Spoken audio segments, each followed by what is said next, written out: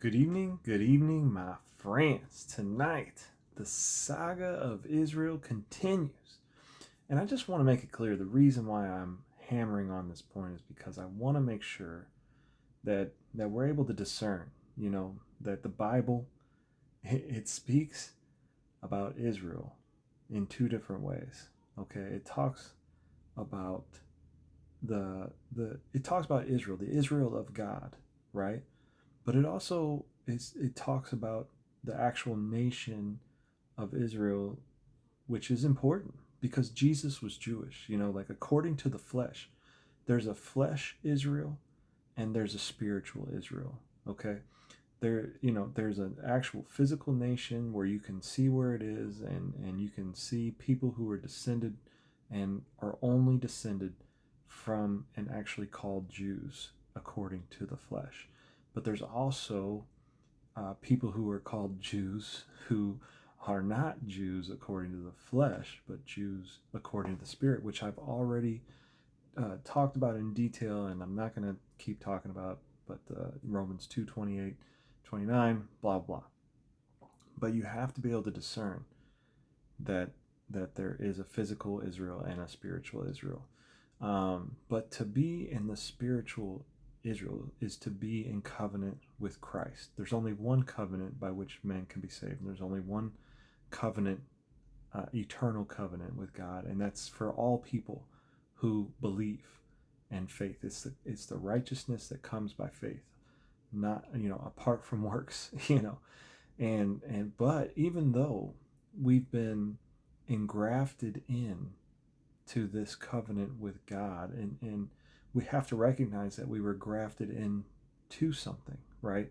Uh, and we can't neglect the physical Israel, the Jews according to the flesh, because we have to recognize that the only reason we have the hope that we have is because of what God did with the Jews. The Bible, I mean, the whole history of Israel is our hope, and the all the prophecies and the bringing forth of the Messiah, so Israel always has a special place with God, physical Israel, right? Because that's how he told the story of his love and his grace and his mercy to mankind. So I don't hope people don't get me wrong. I'm just saying, I'm not trying to bash Israel. I'm just saying that, the Bible teaches that they rejected the Messiah, and, even Paul says before they were the enemies of the gospel. And as I pointed out, the synagogue of Satan, so forth. But also that, all Israel wasn't rejected because the whole world heard the gospel from Jews. And there were many Jews who believed. You know what I mean? It was just majority of them did not. And the rest were hardened, like I said before. And we have to not be ignorant of that.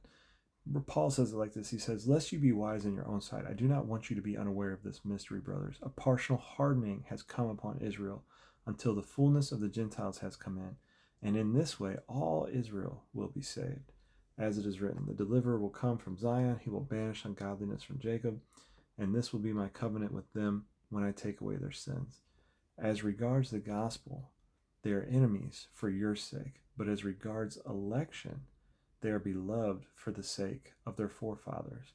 For the gifts and the calling of God are irrevocable." So, we have to understand that there's a hardening that has come upon Israel until the fullness of the Gentiles come in. And this is a mystery, right? Like I don't understand the mystery. How is it that it came to be our favor that the Jews rejected the Messiah, that we could be blessed, you know? Um, I don't understand that, and how, but it goes, that's why Romans 11 says, ends, "For who has known the mind of the Lord, or who, being his counselor, has instructed him," and as I said before, there's still Jews that are being saved. Um, but they don't believe, majority. there is a majority of Israel that does not believe in the Messiah. There are Jews that believe.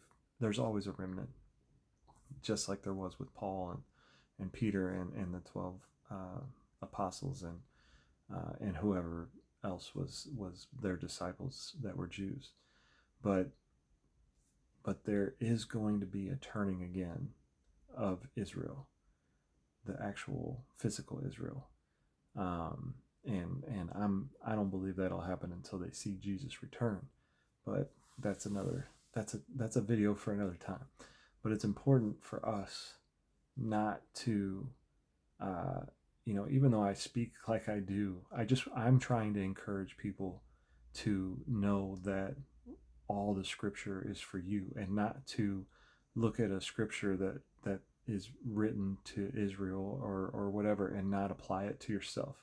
Romans 15 says, "What was written aforetime was written for our learning, that we through patience and comfort of the scriptures might have hope." You have to be able to be comforted by all the scriptures and not follow the heretical teaching that divides the word and says that the scriptures that were written for Israel are not applicable to us. So that is the main reason why I'm making these videos. But I want to talk about Jerusalem, which is above, and maybe a couple more things, and I'll drop it. But God bless you guys, and I will see you soon. Amen.